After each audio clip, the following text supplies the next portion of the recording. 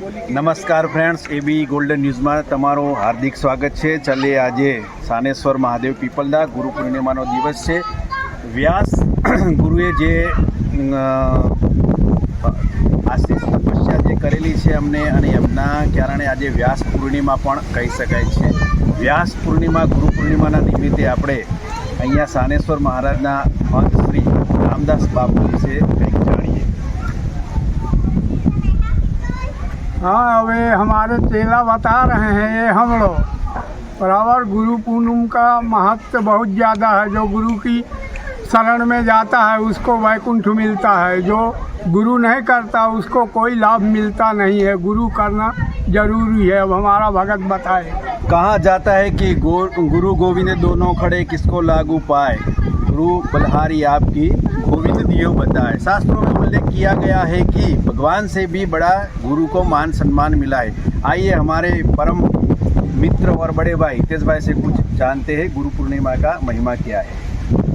ગુરુ પૂર્ણિમા પવિત્ર દિવસ કહેવામાં આવે છે. ગુરુઓને આખા વર્ષમાં એકવાર તો આપણે ગુરુને મળવું જોઈએ અને ગુરુને ચરણ વંદન કરવા જોઈએ. બીજું છે કે અહીંયા બહુ જૂનું મંદિર છે.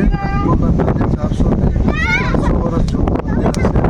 અહીંયા કાળ ભૈરવ દાદાનું મંદિર છે, હનુમાનજીનું મંદિર છે, શનિદેવનું મંદિર છે.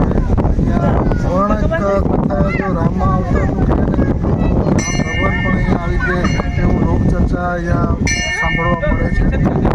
મારું તો કેવું છે કે તમામ જે ચેનલ જોતા હોય દર્શકો એકવાર આ મંદિરની અવશ્ય મુલાકાત લેવી. બહુ જ શાંતિ મળે છે. અહીંયા એકદમ શાંતિનું વાતાવરણ છે અને હજુ એટલું ડેવલપ નથી થયું અને લોકોને ખબર નથી, પણ ભવિષ્યમાં ડેવલપ થશે. આજે ગુરુ પૂર્ણિમાના નિમિત્તે શ્રી મહાન શ્રી રામદાસ બાપુ અને કમિટીના સભ્યો દ્વારા અહીંયા ભંડારાનું આયોજન કરેલું છે અને ભંડારાના પ્રસાદનો લાભ આજુબાજુની જનતાએ લીધો છે.